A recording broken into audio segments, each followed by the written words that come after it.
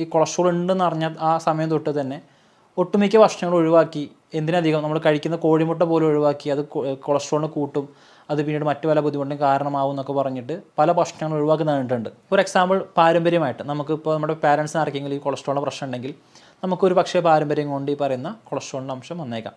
അപ്പോൾ കൊളസ്ട്രോൾ കൂടി കഴിഞ്ഞ ആളുകൾ ഏറ്റവും ആദ്യം ചെയ്യുന്നൊരു പരിപാടിയാണ് ഫാസ്റ്റിംഗ് എടുക്കുക എന്നുള്ളത്. ഇൻ്റർമീഡിയറ്റ് ഫാസ്റ്റിംഗ് ആവും, ചില ആളുകൾ അല്ലെങ്കിൽ വാട്ടർ ഫാസ്റ്റിംഗ് ആവും. ചിലപ്പോൾ നമ്മുടെ ലിവറൊന്ന് ബൂസ്റ്റപ്പ് ചെയ്ത് കഴിഞ്ഞാൽ ഈ പറയുന്ന ലിവറിൻ്റെ മെറ്റബോളിസം ശരിയാക്കുന്ന വഴിക്ക് ഈ പറയുന്ന കൊളസ്ട്രോൾ നമ്മൾ കുറഞ്ഞൊരു കണ്ടിട്ടുണ്ട്. അതിൽ തന്നെ നമ്മൾ LDL ഉം VLDL ഉം കൂടുമ്പോൾ മാത്രം നമ്മൾ അതിന് കാര്യമായിട്ട് പരിഗണിക്കേണ്ടതുള്ളൂ. HDL കൂടുകയാണെങ്കിൽ അത് മെയിൻ ചെയ്യണം നോക്കേണ്ടത്. പല ആളുകളും യാദൃശ്ചികമായിട്ടോ അല്ലാതെയോ രക്തം ചെക്ക് ചെയ്യുമ്പോഴായിരിക്കും അവർക്ക് കൊളസ്ട്രോളുള്ള കാര്യം അറിയുന്നുണ്ടാവുക. ഒരു 200 മേലൊക്കെ റേഞ്ച് വരുമ്പോഴേക്കും ചില ആളുകൾ ഭയങ്കര പാനിക്കാവും. ചില ആളുകളൊന്നും അതിന് മൈൻഡ് ചെയ്യാറില്ല.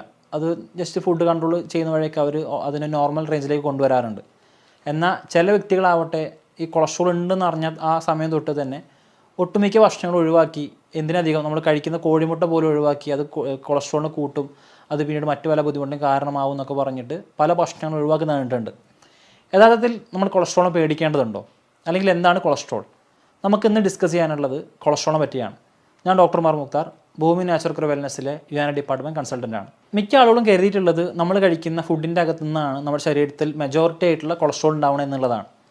എന്നാൽ നമ്മുടെ ശരീരത്തിൽ നിന്ന് തന്നെയാണ് ഒരു മെജോറിറ്റി ഷെയറുള്ള അല്ലെങ്കിൽ കൂടുതൽ എമൗണ്ട് കൊളസ്ട്രോൾ ഉണ്ടാവുന്നത്. നമ്മൾ കഴിക്കുന്ന ഭക്ഷണത്തിൽ നിന്ന് വളരെ കുറച്ച് എമൗണ്ട് മാത്രമേ കൊളസ്ട്രോൾ ഉണ്ടാവുന്നുള്ളൂ. അതുപോലെ തന്നെ പല ആളുകളും കരുതിയിട്ടുള്ളത് കൊളസ്ട്രോൾ എന്ന് പറയുന്ന വസ്തു നമ്മുടെ ശരീരത്തിന് ആവശ്യമില്ലാത്ത ഒന്നാണ്, അല്ലെങ്കിൽ അത് നമ്മുടെ ശരീരത്തിൽ അകത്തുണ്ടായി കഴിഞ്ഞാൽ അത് ഭയങ്കര ബുദ്ധിമുട്ടാണ് എന്നുള്ളതാണ്. എന്നാൽ കൊളസ്ട്രോൾ എന്ന് പറയുന്നത് നമ്മുടെ ശരീരത്തിന് ആവശ്യമായിട്ടൊരു വസ്തു കൂടെയാണ്. അതിൻ്റെ വാല്യൂ ഒരു പരിധിക്കപ്പുറത്തേക്ക് വരുമ്പോൾ മാത്രമേ നമ്മളതിനെ പേടിക്കേണ്ടതുള്ളൂ. എന്തൊക്കെയാണ് കൊളസ്ട്രോൾ അല്ലെങ്കിൽ കൊഴുപ്പ് കൊണ്ടുള്ള പ്രധാനപ്പെട്ട ഗുണങ്ങൾ നോക്കാം. നമ്മുടെ ശരീരത്തിന് അത്യാവശ്യമായിട്ടുള്ള ഒരു എലമെൻ്റാണ് കൊഴുപ്പ് എന്ന് പറയുന്നത്. അപ്പോൾ നമ്മുടെ ശരീരം ഉണ്ടാക്കിയിട്ടുള്ളത് കോശങ്ങൾ കൊണ്ടാണ്. അപ്പോൾ ഈ കോശങ്ങളുടെ പ്രൊഡക്ഷൻ ആവശ്യമായിട്ടുള്ള ഒരു എസെൻഷ്യൽ ആയിട്ടുള്ള അല്ലെങ്കിൽ നമ്മുടെ കോശങ്ങൾ നിർമ്മിക്കാൻ ആവശ്യമായിട്ടുള്ള ഒരു മൂലകമാണ് കൊളസ്ട്രോൾ എന്ന് പറയുന്ന കൊഴുപ്പ്. അതല്ലെങ്കിൽ നമുക്ക് മറ്റൊരു കാര്യത്തിൽ പറയാം, നമ്മുടെ ശരീരത്തിൻ്റെ ടെമ്പറേച്ചർ നിയന്ത്രിക്കുന്നതിൽ ഒരു വലിയൊരു പങ്ക് കൊഴുപ്പ് വഹിക്കുന്നുണ്ട്.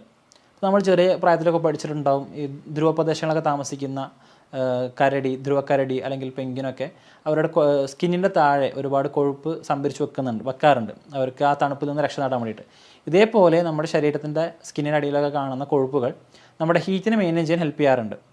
ഇതേപോലെ ഒരുപാട് വിറ്റാമിൻസ് ദഹിപ്പിക്കാൻ, പ്രത്യേകിച്ച് ഫാറ്റ് സോലുബിൾ ആയിട്ടുള്ള vitamin A, D, E, K തുടങ്ങിയിട്ടുള്ള വൈറ്റമിനുകൾ ദഹിപ്പിക്കാൻ കൊഴുപ്പ് അത്യാവശ്യമായിട്ടുള്ളൊരു സംഗതി കൂടിയാണ്. അപ്പോൾ ഇത്തരം ഫാറ്റ് സോലുബിൾ ആയിട്ടുള്ള വൈറ്റമിൻസ് ദഹിക്കണമെങ്കിൽ കൊഴുപ്പ് വേണം. നമ്മുടെ സ്കിന്നിന് ഒരു ടെക്സ്ചർ നൽകാൻ, സ്കിന്നൊന്ന് ഗ്ലോ ആവാനൊക്കെ കൊഴുപ്പ് ഒരു പരിധിവരെ സഹായിക്കാറുണ്ട്. ചില ഹോർമോൺ ഉണ്ടാക്കാൻ അല്ലെങ്കിൽ ദഹനം എളുപ്പമാവാനൊക്കെ ഈ കൊളസ്ട്രോൾ എസെൻഷ്യലാണ്. നിർബന്ധമായിട്ടും കൊളസ്ട്രോൾ നമുക്ക് ശരീരത്തിൽ ആവശ്യമായിട്ടുള്ള ഒന്നാണ്. അതിൻ്റെ ഒരു എമൗണ്ട് ഒരു പരിധിക്കപ്പുറം കൂടുതൽ മാത്രമേ നമ്മളതിനെ പേടിക്കേണ്ടതുള്ളൂ.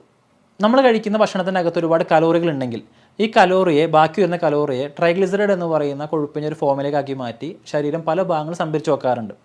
അതിലേറ്റവും പ്രധാനപ്പെട്ട പങ്ക് വഹിക്കുന്ന ലിവറാണ്. ലിവറിൻ്റെ അകത്താണ് ഏറ്റവും കൂടുതൽ കൊഴുപ്പ് സംഭരിച്ച് വെക്കാറുള്ളത്.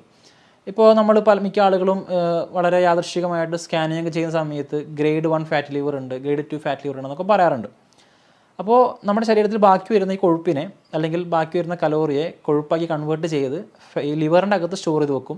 ഇതേപോലെ തന്നെ നമ്മുടെ സ്കിന്നിൻ്റെ താഴെയും മറ്റ് ചില സന്ദർഭങ്ങളിൽ നമ്മുടെ ബ്ലഡ് വെസൽസ് രക്തക്കൊള്ള ഉള്ളിലും ഒളിപ്പിച്ച് വെക്കാറുണ്ട് അല്ലെങ്കിൽ സംഭരിച്ച് വെക്കാറുണ്ട്.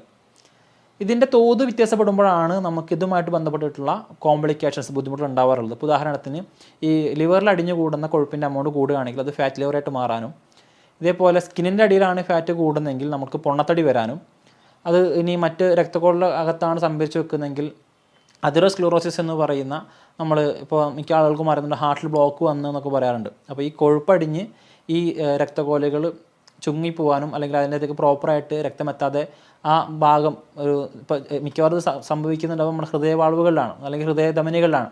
അപ്പോൾ ഇവിടെ കൊഴുപ്പൊന്ന് അടിഞ്ഞു കൂടി ഹാർട്ടിലേക്ക് കൃത്യമായിട്ട് രക്തം പമ്പ് ചെയ്യാതെ വരികയും നമുക്കൊരു നെഞ്ചുവേദന വന്ന് നമ്മൾ ആൻജിയോഗ്രാമൊക്കെ ചെയ്ത് കൊഴുപ്പിൻ്റെ സാന്നിധ്യം കണ്ടെത്തി ആൻജിയോപ്ലാസ്റ്റി ഒക്കെ ചെയ്യുന്ന ഒരു സാഹചര്യം നമ്മൾ പലപ്പോഴായിട്ട് നമ്മൾ കണ്ടിട്ടുണ്ടാവും. അപ്പോൾ നമ്മൾ കഴിക്കുന്ന ഭക്ഷണം കലോറി ഒരുപാട് കൂടുതലാണെങ്കിൽ അതിനെ ട്രൈഗ്ലിസറൈഡായിട്ട് കൺവേർട്ട് ചെയ്ത് അത് എന്ത് ചെയ്യാറുണ്ട്, ഈ പറയുന്ന പ്രത്യേക സ്ഥലങ്ങളിൽ ലിവറിലാവട്ടെ അല്ലെങ്കിൽ രക്തക്കൊള്ളുകളിലാവട്ടെ അല്ലെങ്കിൽ സ്കിന്നിൻ്റെ താഴേക്ക് സംഭരിച്ച് വെക്കാറുണ്ട്. നമ്മളിതിൽ മനസ്സിലാക്കുന്ന സംഗതി, നമ്മൾ എപ്പോഴും കൊളസ്ട്രോൾ ചെക്ക് ചെയ്യുന്ന സമയത്ത് ടോട്ടൽ കൊളസ്ട്രോൾ ചെക്ക് ചെയ്യുന്നതിനപ്പുറത്തേക്ക് ഇതിനെ പ്രൊഫൈൽ ചെയ്തുകൊണ്ട് അല്ലെങ്കിൽ LDL, HDL, VLDL, ട്രൈഗ്ലിസറൈഡ് എന്ന് പറഞ്ഞ് ഡീറ്റെയിൽ ആയിട്ട് പരിശോധിക്കുകയാണെങ്കിൽ അപ്പോൾ മാത്രം നമുക്ക് കൃത്യമായിട്ട് നമുക്ക് നല്ല കൊളസ്ട്രോൾ ആണോ കൂടുതലുള്ളത് അല്ലെങ്കിൽ ചീത്ത കൊളസ്ട്രോൾ ആണോ കൂടുതലുള്ളത് മനസ്സിലാക്കാൻ കഴിയുള്ളൂ. അപ്പോൾ HDL എന്ന് പറയുന്ന ഹൈ ഡെൻസിറ്റി ലിപ്പിഡാണ് ഏറ്റവും നല്ല കൊളസ്ട്രോൾ. ഇതൊരു ഗുഡ് കൊളസ്ട്രോൾ എന്നും പറയാറുണ്ട്. ഇതിൻ്റെ അമൗണ്ട് കൂടുന്നത് ഒരു പരിധിവരെ നല്ലതാണ്. ഇതിൻ്റെ അമൗണ്ട് കൂടുന്നത് ചീത്ത കൊളസ്ട്രോൾ കുറയ്ക്കാനും നമ്മുടെ മൊത്തത്തിലുള്ള മെറ്റബോളിസം ശരിയാവാനും സഹായിക്കാറുണ്ട്. എന്നാൽ LDL, VLDL എന്ന് പറയുന്ന ലോ ഡെൻസിറ്റി ലിപ്പിഡ് ആവട്ടെ അല്ലെങ്കിൽ വെരി ലോ ഡെൻസിറ്റി ലിപ്പിഡ് എന്ന് പറയുന്ന ലിപ്പോപ്രോട്ടീൻസ്, ഇത് ലിപ്പിഡും പ്രോട്ടീനും പാടെ കൂടി ചേർന്നിട്ടുണ്ടാകുന്ന ഒരു മൂലകമാണ്. ഇതിന് കാരണം ബ്ലഡ് വെസൽസിലൂടെ പ്രോപ്പറായിട്ട് സഞ്ചരിക്കണമെങ്കിൽ ഈ പ്രോട്ടീൻ്റെ സഹായം കൂടിയേ തീരും. അപ്പോൾ ഈ VLDL അല്ലെങ്കിൽ LDL എന്ന് പറയുന്ന ചീത്ത കൊളസ്ട്രോൾ അല്ലെങ്കിൽ ബാഡ് കൊളസ്ട്രോൾ എന്ന് വിളിക്കുന്നത് നമ്മുടെ ധമനികളിൽ അടിഞ്ഞുകൂടാൻ ചാൻസ് കൂടുതലാണ്. ഇത് കമ്പാരിറ്റീവ്ലി നമുക്ക് ഉപദ്രവം ചെയ്യുന്ന അല്ലെങ്കിൽ നമുക്ക് ബുദ്ധിമുട്ടുണ്ടാക്കുന്ന കൊളസ്ട്രോളുകളാണ്. അപ്പോൾ നമ്മൾ എപ്പോഴും കൊളസ്ട്രോൾ ചെക്ക് ചെയ്യുന്ന സമയത്ത് ഈ 2 വാല്യൂ കൂടാതിരിക്കാനും ഇതിൻ്റെ കൂടെ തന്നെ ട്രൈഗ്ലിസറൈഡ് എന്ന് പറയുന്ന കൊളസ്ട്രോൾ ലെവൽ കൂടാനും ശ്രദ്ധിക്കേണ്ടതുണ്ട്. അപ്പോൾ LDLും VLDLും കൂടുമ്പോഴാണ് നമുക്ക് കൊളസ്ട്രോളുമായിട്ട് ബന്ധപ്പെട്ടിട്ടുള്ള ബുദ്ധിമുട്ടുണ്ടാവുകയുള്ളൂ. ഏറ്റവും പ്രധാനമായിട്ടുള്ള ബുദ്ധിമുട്ട് നമ്മൾ പറയുന്നത് നേരത്തെ പറഞ്ഞ പോലെ തന്നെ രക്തപോലുകളൊക്കെ വന്ന് അടിഞ്ഞുകൂടി പ്രത്യേകിച്ച് ഹാർട്ടിലേക്കുള്ള ബ്ലഡ് വെസൽസിലൊക്കെ അടിഞ്ഞുകൂടി അവിടേക്ക് ഒരു ബ്ലോക്ക് ഉണ്ടാക്കുകയും പ്രോപ്പറായിട്ടുള്ള ബ്ലഡ് ഫ്ലോ തടസ്സപ്പെടുത്തുകയും ആ ഓർഗനിലേക്കുള്ള ബ്ലഡ് ഫ്ലോ കുറക്കുന്നത് വഴി ആ ഓർഗൻ ഡാമേജ് ആവാനോ അതല്ലെങ്കിൽ അറ്റാക്ക് പോലത്തെ അല്ലെങ്കിൽ സ്ട്രോക്ക് പോലത്തെ കണ്ടീഷൻസിലേക്ക് വഴിവെക്കാനോ ചാൻസ് ഉണ്ട്. പല കാരണങ്ങൾ കൊണ്ട് നമുക്ക് കൊളസ്ട്രോൾ വരാം. ഫോർ എക്സാമ്പിൾ, പാരമ്പര്യമായിട്ട് നമുക്കിപ്പോൾ നമ്മുടെ പാരൻസിന് ആർക്കെങ്കിലും ഈ കൊളസ്ട്രോളിൻ്റെ പ്രശ്നം ഉണ്ടെങ്കിൽ നമുക്കൊരു പക്ഷേ പാരമ്പര്യം കൊണ്ട് ഈ പറയുന്ന കൊളസ്ട്രോളിൻ്റെ അംശം വന്നേക്കാം. അതല്ല, നമുക്ക് മിക്ക ആളുകളും ഇപ്പോഴത്തെ അറിയുന്ന പോലെ തന്നെ ഇതൊരു ലൈഫ് സ്റ്റൈൽ ഡിസോർഡർ കൂടിയാണ്. നമ്മൾ കഴിക്കുന്ന ഫുഡിൻ്റെ അല്ലെങ്കിൽ നമ്മുടെ ജീവിതശൈലിയുമായിട്ട് വളരെയധികം ബന്ധപ്പെട്ടെടുക്കുന്ന ഒരു പ്രോബ്ലം കൂടിയാണ് ഹൈ കൊളസ്ട്രോൾ എന്ന് പറയുന്ന ഒരു കണ്ടീഷൻ. ഇപ്പോൾ നമ്മൾ കഴിക്കുന്ന ഫുഡിൻ്റെ അകത്ത് ഒരുപാട് കലോറീസ് കൂടുതലാണെങ്കിൽ, ഇപ്പോൾ നമ്മളിപ്പോൾ ഉദാഹരണത്തിന് നമ്മൾ വീട്ടിലേക്ക് പഞ്ചസാര വാങ്ങുമ്പോൾ നമ്മൾ അപ്പോൾ പോയിട്ട് ആവശ്യമുള്ളത് വാങ്ങുകയല്ലേ ചെയ്യുക, ഒരു ബൾക്ക് എമൗണ്ട് വാങ്ങി ആവശ്യാനുസരണം എടുത്ത് ഉപയോഗിക്കുകയാണ് ചെയ്യുക. അപ്പോൾ ഇതേപോലെ നമ്മൾ കഴിക്കുന്ന ഭക്ഷണത്തിൻ്റെ അകത്ത് ഒരുപാട് കലോറി ഉണ്ടെങ്കിൽ, ഒരുപാട് എനർജി ഉണ്ടെങ്കിൽ ആവശ്യത്തിന് മാത്രം ശരീരം എടുത്തു വെച്ച് ബാക്കിയുള്ളത് ഈ പറയുന്ന ട്രൈഗ്ലിസറൈഡ് ഫോമിലാക്കി അല്ലെങ്കിൽ കൊഴുപ്പായിട്ട് കൺവേർട്ട് ചെയ്ത് നമ്മുടെ ലിവറിലൊക്കെ എടുത്തു വെക്കാറുണ്ട്. അപ്പോൾ നമ്മൾ കഴിക്കുന്ന ഭക്ഷണം എന്ന് പറയുന്നത് നമ്മുടെ കൊളസ്ട്രോളിൻ്റെ ലെവലിനെ ഡിറ്റർമിൻ ചെയ്യുന്നുണ്ട്. നമ്മൾ കഴിക്കുന്ന ഭക്ഷണത്തിനകത്ത് ഒരുപാട് ഹൈ കലോറി ഉള്ളതാണെങ്കിൽ അത് നമ്മുടെ ശരീരത്തിനകത്ത് കൊളസ്ട്രോളിൻ്റെ വാല്യൂ കൂട്ടാൻ അത് കാരണമായേക്കാം. ഇതേപോലെ തൈറോയിഡിന് എന്തെങ്കിലും ബുദ്ധിമുട്ടുകളുണ്ടെങ്കിൽ ഈ പറയുന്ന കൊളസ്ട്രോളിൻ്റെ വാല്യൂ കൂടാൻ ചാൻസ് ഉണ്ട്. അതെങ്ങനെയെന്ന് വെച്ച് കഴിഞ്ഞാൽ നമ്മുടെ തൈറോയിഡിൻ്റെ ഏറ്റവും പ്രധാനപ്പെട്ട ഫംഗ്ഷൻസിലൊന്നാണ് ഫാറ്റ് മെറ്റബോളിസത്തെ ഹെൽപ്പ് ചെയ്യുക എന്നുള്ളത്.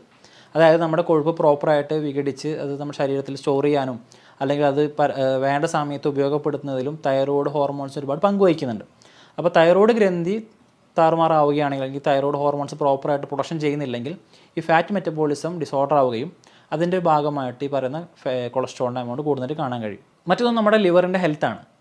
ലിവർ പ്രോപ്പറായിട്ട് ഫംഗ്ഷനിങ് അല്ല എങ്കിൽ മറ്റേതെങ്കിലും കാരണം കൊണ്ടാവാം, ലിവർ സിറോസിസ് പോലത്തെ അല്ലെങ്കിൽ ഹെപ്പറ്റൈറ്റിസ് പോലത്തെ കണ്ടീഷൻസ് കൊണ്ടൊക്കെ ഈ ലിവറിന് എന്തെങ്കിലും ഡാമേജ് ഉണ്ടെങ്കിൽ, ഇപ്പോൾ ലിവറാണ് ഈ പറയുന്ന കൊഴുപ്പിനൊക്കെ ആവശ്യമനുസരണം പിത്തമാക്കി മാറ്റുന്നതും അതല്ലെങ്കിൽ അതിന് വേണ്ട രീതിയിലേക്കുള്ള കൊഴുപ്പാക്കി മാറ്റുന്നതൊക്കെ ചെയ്യുന്നത്. അപ്പോൾ ഇത്തരത്തിൽ ഉള്ള പണി ലിവർ എടുക്കാതിരിക്കുകയാണെങ്കിൽ, ലിവർ പ്രോപ്പർ ഫംഗ്ഷനിങ് അല്ലെങ്കിൽ നമ്മുടെ കൊളസ്ട്രോളിൻ്റെ റേഞ്ച് കൂടാൻ ചാൻസ് ഉണ്ട്. പൊതുവെ കൊളസ്ട്രോൾ വന്നു കഴിഞ്ഞാൽ ആളുകൾക്ക് ഉണ്ടാകുന്ന ഒരു ധാരണയാണ് എന്തൊക്കെ കഴിക്കാം എന്തൊക്കെ കഴിക്കരുതെന്നുള്ളത്. അപ്പോൾ നമ്മൾ ഒരുവിധം ഓയിലി കണ്ടനുള്ള ഒരുവിധം എല്ലാ സാധനങ്ങളും നമ്മൾ പരമാവധി ഒഴിവാക്കാറുണ്ട്. നമ്മളിതിൽ ശ്രദ്ധിക്കേണ്ടത് 2 തരത്തിലാണ് ഫാറ്റുകളുള്ളത്. ഒന്ന് അൺസാച്ചുറേറ്റഡ് ഫാറ്റ് എന്ന് പറയുന്ന അപൂരിതമായിട്ടുള്ള കൊഴുപ്പുകളും സാച്ചുറേറ്റഡ് ഫാറ്റ് എന്ന് പറയുന്ന പൂരിത കൊഴുപ്പുകളും. നമുക്കത് ഏറ്റവും കൂടുതൽ ബുദ്ധിമുട്ടുണ്ടാക്കുന്നത് സാച്ചുറേറ്റഡ് ഫാറ്റ് എന്ന് പറയുന്ന പൂരിത കൊഴുപ്പുകളാണ്.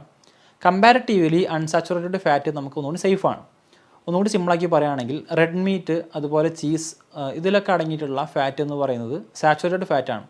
ഇത് ശരീരത്തിന് LDL കൂട്ടാനും HDL അമൗണ്ട് കുറക്കാനും നമ്മുടെ ഈ പറയുന്ന ധമനികൾ അടിഞ്ഞുകൂടാനൊക്കെ ചാൻസ് കൂടുതലാണ്. എന്നാൽ നമ്മൾ നട്ട്സിലൊക്കെ കാണുന്ന, അപ്പോൾ കാഷ്യൂനട്ട്, അണ്ടിപ്പരിപ്പിൽ കാണുന്ന, അവക്കാഡോയിൽ കാണുന്ന അല്ലെങ്കിൽ വാൾനട്ടിലൊക്കെ കാണുന്ന ആ ഓയിൽ നാച്ചുറലി ആയിട്ട് ഒമേഗ 3 ഫാറ്റി ആസിഡിലൊക്കെ കാണുന്ന ഓയിലൊക്കെ അൺസാച്ചുറേറ്റഡ് ഫാറ്റാണ്.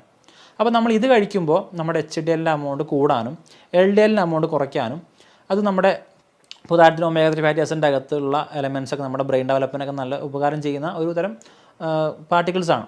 അപ്പോൾ നമ്മൾ ഈ പറയുന്ന കാഷ്യൂനട്ട്സ് അല്ലെങ്കിൽ വാൾനട്ട് പോലത്തെ ഈ പറയുന്ന ഒമേഗ 3 ഫാറ്റി ആസിഡ് കഴിക്കുകയാണെങ്കിൽ അതിലുള്ള ഫാറ്റ് നമുക്ക് ദോഷത്തേക്കാളേറെ ഗുണമാണ് ചെയ്യുന്നത്.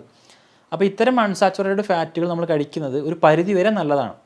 അപ്പോൾ ഇപ്പോൾ ഈ പറയുന്ന കാഷ്യൂനട്ട്സിലേക്കുള്ള ഫാറ്റ് നല്ലതാണെന്ന് എഴുതിയിട്ട് നമ്മൾ അതൊരു പരിധിക്കപ്പുറത്ത് കഴിച്ചു കഴിഞ്ഞാൽ അത് ഇതേപോലെ തിരിച്ച് ഫാറ്റായിട്ട് കൺവേർട്ടാക്കി ശരീരത്തിൻ്റെ പല ഭാഗങ്ങളിലും സ്റ്റോർ ചെയ്യാൻ ചാൻസ് കൂടുതലാണ്. എന്നാൽ താരതമ്യേന നമ്മൾ നോക്കുകയാണെങ്കിൽ റെഡ് മീറ്റിൽ കാണുന്ന ഫാറ്റിനേക്കാൾ നമുക്ക് ഏറ്റവും നല്ല സേഫ് ആയിട്ടുള്ളത് ഈ പറയുന്ന അൺസാച്ചുറേറ്റഡ് ആയിട്ടുള്ള ഫാറ്റാണ്. റെഡ് മീറ്റിൽ കാണുന്ന ഫാറ്റുകൾ നമ്മൾ ഉദാഹരണത്തിന് നമ്മൾ ഡിപ്പ് ചെയ്ത് ഫ്രൈ ചെയ്യുന്ന അല്ലെങ്കിൽ മുക്കി പൊരിക്കുന്ന എണ്ണ പലഹാരങ്ങൾ, അതല്ലെങ്കിൽ ചീസിലൊക്കെ കാണുന്ന അത് ഒന്നുകൂടിയും കമ്പാരിറ്റീവ്ലി കൊഴുപ്പിൻ്റെ അംശം കൂടുതലായിരിക്കും. അപ്പോൾ ഇത്തരം സാച്ചുറേറ്റഡ് ഫാറ്റ് നമുക്കൊരു പരിധിവരെ കുറയ്ക്കുകയാണെങ്കിൽ കൊളസ്ട്രോളിൻ്റെ ലെവൽ കുറയ്ക്കാനും നമ്മുടെ ശരീരം ഹെൽത്തി ആയിട്ടിരിക്കാനും അത് കാരണമായേക്കാം. ഇതേപോലെ തന്നെ മിക്ക ആളുകളുടെ ഡൗട്ടാണ് ഈ കൊളസ്ട്രോൾ വന്നു കഴിഞ്ഞാൽ അതിൻ്റെ വാല്യൂ കൂടുതലാണെങ്കിൽ നമുക്ക് കോഴിമുട്ട കഴിക്കാൻ പറ്റുമെന്നുള്ളത്. യഥാർത്ഥത്തിൽ കോഴിമുട്ടയ്ക്ക് പ്രധാന 2 ഭാഗങ്ങളുണ്ട്, നമുക്കറിയാം. ഒന്ന് വൈറ്റ് ഭാഗം, ഒന്ന് യെല്ലോ യോൾക്ക് എന്ന് പറയുന്ന മഞ്ഞക്കരു എന്ന് പറയുന്ന ഭാഗം. ഇതിൽ വൈറ്റ് പാർട്ട് നമ്മുടെ പുറം ഭാഗത്ത് കാണുന്ന ആ വെള്ള ഭാഗം പ്രോട്ടീനാണ്. അകത്ത് കാണുന്ന യെല്ലോ മാത്രമാണ് അതിൽ ഫാറ്റായിട്ട് വരുന്നുള്ളൂ. ഈ ഫാറ്റും യഥാർത്ഥത്തിൽ അൺസാച്ചുറേറ്റഡ് ഫാറ്റാണ്, അതായത് അപൂരിതമായിട്ടുള്ള കൊഴുപ്പാണ്. ഇത് നമുക്കൊരു പരിധിവരെ സേഫാണ്. നമ്മൾ സ്ഥിരമായിട്ട് എന്നും കോഴിമുട്ട കഴിക്കുന്ന ആളുകൾ ഇപ്പോൾ നോക്കുകയാണെങ്കിൽ അവർക്ക് അങ്ങനെ ഒരു കാര്യമായിട്ടുള്ള കൊളസ്ട്രോളിൻ്റെ വേരിയേഷൻ കാണാൻ കഴിയില്ല. കാരണം ഈ പറയുന്ന അൺസാച്ചുറേറ്റഡ് ഫാറ്റിൻ്റെ ഗുണം എന്ന് വെച്ച് കഴിഞ്ഞാൽ അത് പെട്ടെന്ന് ഇപ്പോൾ റൂം ടെമ്പറേച്ചറിലേക്ക് അത് ലിക്വിഡായിട്ട് മാറും എന്നുള്ളതാണ്. ഇതേപോലെ തന്നെ അത് പെട്ടെന്ന് ദഹിക്കാനും അത് ഒരുപാട് നേരം ശരീരത്തിൽ തങ്ങി നിൽക്കാതെ പെട്ടെന്ന് വിഘടിച്ച് പോകാൻ ചാൻസ് കൂടുതലാണ്. എന്നാൽ സാച്ചുറേറ്റഡ് ഫാറ്റ് ആവട്ടെ അത് ശരീരത്തിൽ കെട്ടിക്കിടക്കാനും അത് ദഹിക്കാൻ ഒരുപാട് സമയം എടുക്കുന്നത് കണ്ടിട്ടുണ്ട്. അപ്പോൾ താരതമ്യേന ഇപ്പോൾ ഈ മുട്ടയുടെ വെള്ള പാർട്ട് എന്ന് പറയുന്നത് പ്രോട്ടീൻ, അതുകൊണ്ട് തന്നെ നമ്മുടെ ശരീരത്തിൻ്റെ മസിൽസ് ഡെവലപ്മെൻറ്റിനൊക്കെ ഇത് വളരെയധികം ഉപകാരം ചെയ്യുന്നുണ്ട്. ഇതേപോലെ നമ്മളതിൻ്റെ ഉണ്ണി കഴിക്കുകയാണെങ്കിൽ, നമ്മൾ മഞ്ഞക്കരു കഴിക്കുകയാണെങ്കിൽ അതിലുള്ള അൺസാച്ചുറേറ്റഡ് ഫാറ്റ് നമുക്കൊരു പരിധി വരെയൊക്കെ നല്ലതാണ്. അപ്പോൾ നമ്മൾ നേരത്തെ പറഞ്ഞ പോലെ ഇതിൻ്റെ അകത്തുള്ള അമൗണ്ട് വ്യത്യാസപ്പെട്ടിരിക്കും. ഇപ്പോൾ അൺസാച്ചുറേറ്റഡ് ഫാറ്റ് തന്നെ നമ്മൾ ഒരു പരിധിക്ക് അപ്പുറത്തേക്ക് അടിക്കരുത്. ഒരു ദിവസം 2-3 എഗ്ഗിൻ്റെ യോൾക്ക്, ഇതിപ്പോൾ ആൾക്കനുസരിച്ച് വ്യത്യാസപ്പെട്ടിരിക്കാം. ഇപ്പോൾ ഒരു നന്നായിട്ട് ഹാർഡ് വർക്കൊക്കെ ചെയ്യുന്ന ഒരാളാണെങ്കിൽ അയാൾക്ക് ഈ പറയുന്ന ഫാറ്റ് ബേൺ ആവാൻ ചാൻസ് കൂടുതലാണ്. അപ്പോൾ അവർ ഇത്തരത്തിൽ 2-3 എഗ്ഗിൻ്റെ യോൾക്ക് കഴിക്കുന്നത് പ്രശ്നമില്ല. എന്നാൽ ഒരു എക്സസൈസും ചെയ്യാതെ നമുക്ക് ഓൾറെഡി കൊളസ്ട്രോളിൻ്റെ എമൗണ്ട് ഹൈ നിൽക്കുന്ന ആൾക്കാർക്കാണെങ്കിൽ അവർക്ക് ഒരു എഗ്ഗ് വൈറ്റ് അല്ലെങ്കിൽ ഒരു എഗ്ഗ് യോൾക്ക് കഴിക്കാനായിരിക്കും നല്ലത്. ഞാൻ നേരത്തെ പറഞ്ഞപ്പോൾ നമ്മൾ ഒരുപാട് ഭക്ഷണം കഴിക്കുന്ന സമയത്ത് നമ്മൾ ഒരുപാട് കലോറി കിട്ടും. ഈ കലോറി ഒരു പരിധിക്ക് അപ്പുറത്തേക്ക് ആയി കഴിഞ്ഞാൽ അതിനെ കൊഴുപ്പായിട്ട് സംഭരിച്ച് ശരീരത്തിൽ പല ഭാഗങ്ങളും സംഭരിച്ച് വെക്കുമെന്ന് പറഞ്ഞു. അപ്പോൾ കൊളസ്ട്രോൾ കൂടി കഴിഞ്ഞ ആളുകൾ ഏറ്റവും ആദ്യം ചെയ്യുന്നൊരു പരിപാടിയാണ് ഫാസ്റ്റിംഗ് എടുക്കുന്നത്. ഇൻ്റർമീഡിയറ്റ് ഫാസ്റ്റിംഗ് ആവും, ചില ആളുകൾ അല്ലെങ്കിൽ വാട്ടർ ഫാസ്റ്റിംഗ് ആവും. അപ്പോൾ നമ്മളിങ്ങനെ ചെയ്യുന്ന വഴി നമുക്ക് പ്രോപ്പറായിട്ട് ശരീരത്തിൻ്റെ അകത്തേക്ക് എനർജി കിട്ടുന്നില്ല എങ്കിൽ ഈ എനർജി പിന്നെ ശരീരം യൂട്ടിലൈസ് ചെയ്യുന്നത് ഈ പറയുന്ന കൊഴുപ്പിനെ ഉപയോഗപ്പെടുത്തിയിട്ടാണ്.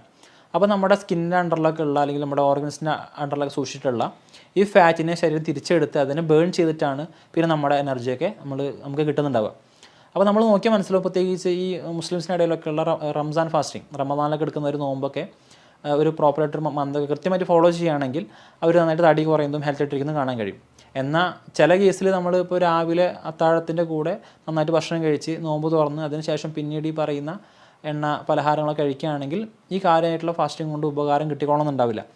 അപ്പോൾ നമ്മൾ ഇൻ്റർമീഡിയറ്റ് ഫാസ്റ്റിംഗ് ഇടയ്ക്കിടയ്ക്കുള്ള ഈ നോമ്പ് നോൽക്കൽ അത് ഒരു പക്ഷേ വെള്ളം മാത്രം കുടിച്ചുകൊണ്ടാവാം, അതല്ലെങ്കിൽ കംപ്ലീറ്റ് ആയിട്ട് ഒരു തുടർച്ചയായിട്ട് 12-14 മണിക്കൂറോളം പട്ടിണി കിടന്നിട്ടാവാം. അപ്പോൾ ഇത്തരം ഫാസ്റ്റിംഗ് ചെയ്യുന്നത് വഴി നമ്മുടെ ശരീരത്തിൻ്റെ അകത്തുള്ള എക്സസീവ് ആയിട്ടുള്ള ഫാറ്റ് ബേൺ ചെയ്യാനും കൊളസ്ട്രോളിൻ്റെ എമൗണ്ട് കുറയാനും അത് കാരണമായേക്കാം. അപ്പോൾ ഈ കൊളസ്ട്രോൾ വന്നു കഴിഞ്ഞാൽ നമുക്ക് ചെയ്യാൻ പറ്റുന്ന മറ്റൊരു സിമ്പിൾ മെത്തേഡാണ് കാർഡിയക് എക്സസൈസുകൾ. നമ്മൾ ജിമ്മിലൊന്നും അധികം ബോഡി വെയിറ്റ് ഒന്നും ചെയ്യാതെ തന്നെ നമുക്ക് വീടിൻ്റെ അകത്ത് നിന്ന് നമ്മുടെ ശരീരത്തിൻ്റെ അകത്ത് ഓക്സിജൻ്റെ ഡിമാൻഡ് കൂട്ടി കൊടുക്കുന്ന എക്സസൈസുകൾ ഉണ്ടല്ലോ. അപ്പോൾ നമ്മൾ ഉദാഹരണത്തിന് സൂംബ, അതുപോലെ ഡാൻസ് ഐറ്റംസ്, മാർഷൽ ആർട്സൊക്കെ നമ്മളിതൊക്കെ ചെയ്യുകയാണെങ്കിൽ നമ്മുടെ എക്സ്ട്രാ വരുന്ന കലോറീസ് ബേൺ ആവാനും നമ്മുടെ തടി കുറയുന്ന കാര്യം കണ്ടിട്ടുണ്ട്. ഇതേപോലെ തന്നെ കൊളസ്ട്രോൾ വന്നു കഴിഞ്ഞാൽ നമ്മൾ ഫാറ്റ് അൺസാച്ചുറേറ്റഡ് ഫാറ്റ് കഴിച്ച് നമ്മൾ പരമാവധി ഒഴിവാക്കേണ്ടത് കാർബോഹൈഡ്രേറ്റ്സ് ആണ്. ഇപ്പോൾ ഉദാഹരണം അരിഭക്ഷണം, നമ്മൾ അരിഭക്ഷണം കഴിച്ച് സ്ഥിരമായിട്ട് കഴിക്കുകയാണെങ്കിൽ തടി കൂടുതൽ കണ്ടിട്ടുണ്ട്. ഈ പറയുന്ന കാർബോഹൈഡ്രേറ്റിൻ്റെ അകത്തുള്ള ഗ്ലൂക്കോസ് ഈ പറയുന്ന ട്രൈഗ്ലിസറൈഡായിട്ട് കൺവേർട്ട് ആവാനും അത് നമ്മുടെ ശരീരത്തിൻ്റെ പല ഭാഗങ്ങളും സ്റ്റോർ ചെയ്യുന്നത് കണ്ടിട്ടുണ്ട്. അപ്പോൾ നമ്മൾ കൊളസ്ട്രോൾ ഉണ്ടായി കഴിഞ്ഞ് നമ്മൾ നിർബന്ധമായിട്ടും കുറയ്ക്കേണ്ടത് അല്ലെങ്കിൽ നമ്മൾ നിർബന്ധം ഫോളോ ചെയ്യേണ്ടത് ലോ കാർബോഹൈഡ്രേറ്റ് ആയിട്ട് ഡയറ്റുകളാണ്. അപ്പോൾ നമുക്കൊരു പരിധി വരെ ഈ പറയുന്ന നല്ല ഫാറ്റുകൾ കഴിക്കുന്നതിന് പ്രശ്നമില്ല. അത് കൊളസ്ട്രോൾ വന്നാൽ പോലും നല്ല അൺസാച്ചുറേറ്റഡ് ആയിട്ടുള്ള ഫാറ്റ് അല്ലെങ്കിൽ ഗുഡ് HDL കൂട്ടുന്ന ഫാറ്റുകൾ കഴിക്കുന്നതിന് പ്രശ്നമില്ല. നമ്മൾ കുറയ്ക്കേണ്ടത് കാർബോഹൈഡ്രേറ്റിന് അംശം കൂടിയിട്ടുള്ള ഫുഡുകളാണ്. നമ്മളിപ്പോൾ ഫോളോ ചെയ്യേണ്ടത് ലോ കാർബോഹൈഡ്രേറ്റുള്ള ഡയറ്റുകളാണ്. അപ്പോൾ നമ്മൾ പ്രോപ്പറായിട്ട് കാർഡിയോ എക്സസൈസുകൾ ചെയ്യുന്നത് വഴി, അതല്ലെങ്കിൽ നമ്മുടെ തൈറോയിഡിൻ്റെ ഫങ്ഷൻസ് ഡാമേജ് കൊണ്ടാണ് ഈ പറയുന്ന ഫാറ്റിൻ്റെ പ്രശ്നം കൊളസ്ട്രോൾ എമൗണ്ട് കൂടുന്നെങ്കിൽ തൈറോയിഡിൻ്റെ പ്രശ്നങ്ങൾ പരിഹരിക്കുന്ന വഴി, ഇപ്പോൾ ഫാറ്റ് ലിവറുള്ള ആളാണെങ്കിൽ ചിലപ്പോൾ നമ്മുടെ ലിവറിന്ന് ബൂസ്റ്റപ്പ് ചെയ്ത് കഴിഞ്ഞാൽ ഈ പറയുന്ന ലിവറിൻ്റെ മെറ്റബോളിസം ശരിയാക്കുന്ന വഴിയൊക്കെ ഈ പറയുന്ന കൊളസ്ട്രോൾ എമൗണ്ട് കുറഞ്ഞിട്ട് കണ്ടിട്ടുണ്ട്. അപ്പോൾ ഇത്തരം കാര്യങ്ങൾ ചെയ്യുന്ന വഴിയൊക്കെ നമുക്ക് എന്ത് ചെയ്യാൻ പറ്റും, ഈ പറയുന്ന കൊളസ്ട്രോളിൻ്റെ എമൗണ്ട് കുറക്കാൻ കഴിയും. അപ്പോൾ കൊളസ്ട്രോൾ വന്നു കഴിഞ്ഞ് നമ്മൾ എല്ലാ ഭക്ഷണവും ഒഴിവാക്കുന്നതിനപ്പുറത്തേക്ക് പ്രോപ്പറായിട്ട് നമ്മൾ എന്ത് കഴിക്കണം എന്ന് ആദ്യം മനസ്സിലാക്കുക. കംപ്ലീറ്റ് ആയിട്ട് നമ്മൾ ഈ പറയുന്ന കൊഴുപ്പിന് അല്ലെങ്കിൽ എണ്ണ അടങ്ങിയിട്ടുള്ളതിന് ഒഴിവാക്കുന്നതിനപ്പുറത്തേക്ക് കാർബോഹൈഡ്രേറ്റ് അംശം കുറച്ചുകൊണ്ട് എക്സസൈസൊക്കെ ചെയ്ത് നല്ല അൺസാച്ചുറേറ്റഡ് ആയിട്ടുള്ള ഫാറ്റുകൾ എടുക്കുന്നതൊക്കെ വഴി നമുക്ക് മെല്ലെ മെല്ലെ കുറച്ച് കൊണ്ടുവരാൻ പറ്റുന്ന ഒരു അസുഖം കൂടിയാണ്, അല്ലെങ്കിൽ ഒരു ഡിസോർഡറാണ് കൊളസ്ട്രോൾ എന്ന് പറയുന്ന ഹൈപ്പർ ലിപ്പിഡീമിയ. അതിൽ തന്നെ നമ്മൾ LDLും VLDLും കൂടുമ്പോൾ മാത്രം നമ്മൾ അതിന് കാര്യമായിട്ട് പരിഗണിക്കേണ്ടതുള്ളൂ. HDL കൂടുകയാണെങ്കിൽ അത് മെയിനായിട്ട് നമ്മൾ നോക്കേണ്ടത്. അപ്പോൾ ഇതുമായിട്ട് ബന്ധപ്പെട്ട സംശയങ്ങളുണ്ടെങ്കിൽ നിങ്ങൾക്ക് താഴെ കാണുന്ന നമ്പർ ചോദിക്കാം, കമൻറ്റിൽ അറിയിക്കാം. മറ്റൊരു നമുക്ക് വീണ്ടും കാണാം. താങ്ക്